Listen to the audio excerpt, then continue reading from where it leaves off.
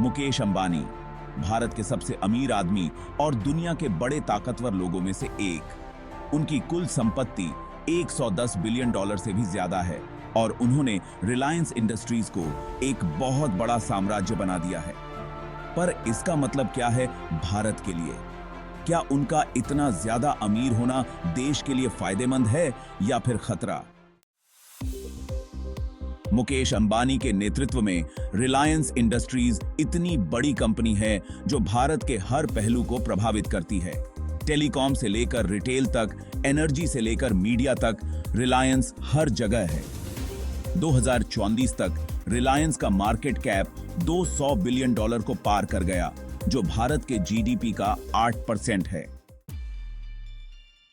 2016 में रिलायंस जियो के टेलीकॉम में आने से बाजार में क्रांति आ गई। 2024 तक जियो ने 450 मिलियन से ज्यादा ग्राहकों के साथ बाजार का 28% हिस्सा अपने नाम कर लिया। इसने भारत में डिजिटल क्रांति ला दी है, लेकिन इस डोमिनेंस का मतलब है कि कंपटीशन के लिए कम जगह है। रिलायंस की जामनगर रिफाइनरी, जो दुनिया की सबसे बड़ी रिफाइनरी है, रोजाना लगभग 1.5 मिलियन बैरल ऑयल को प्रोसेस करती है। ये रिफाइनरी भारत की एनर्जी सिक्योरिटी के लिए बहुत जरूरी है, लेकिन अगर इतनी बड़ी सप्लाई पर एक ही कंपनी का कंट्रोल हो तो क्या होगा? रिटेल में रिलायंस के 17,000 से ज्यादा स्टोर्स और तेजी से बढ़ते हुए ई कॉमर्स प्लेटफॉर्म है, जिससे 33 बिलियन $30 बिलियन की कमाई होती है। जहां एक तरफ ग्राहकों को फायदा होता है, वहीं छोटे दुकानदारों को टिके रहने के लिए संघर्ष करना पड़ता है। नेटवर्क 18 के जरिए रिलायंस का भारत के मीडिया पर भी काफी दबदबा है। 15 से ज्यादा चैनल कंट्रोल में होने से मीडिया की आजादी और जनता की राय को प्रभावित करने को लेकर सवाल उठते हैं। पर इसके खतरे क्या हैं? मोनोपोली से चीजों के दाम बढ़ सकते हैं, नए आविष्कार कम हो सकते हैं और लोगों के पास विकल्प कम हो सकते हैं। इससे भी ज्यादा चिंता की बात है आर्थिक असमानता का बढ़ना। भारत में सबसे अमीर 8% लोगों के पास अब 82% से ज्यादा संपत्ति है। जैसे जैसे दौलत कुछ हाथों में सिमटती जाती है, अमीर और गरीब के बीच की खाई बढ़ती जाती है, जिससे सामाजिक अशांति फैल सकती है। रिलायंस का प्रभाव अर्थव्यवस्था से कहीं आगे तक है। इतने बड़े संसाधनों के साथ कंपनी के पास सरकारी नीतियों को प्रभावित करने, अपने पक्ष में नियम बनाने और कॉन्ट्रैक्ट्स हासिल करने की क्षमता है।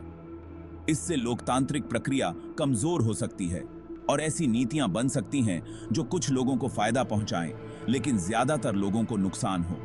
और एनर्जी के क्षेत्र में रिलायंस की भूमिका से पर्यावरण को लेकर चुनौतियां पैदा होती हैं।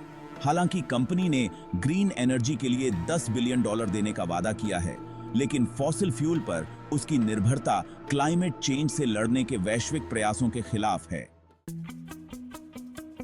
यह भी समझना जरूरी है कि रिलायंस का सकारात्मक प्रभाव भी है।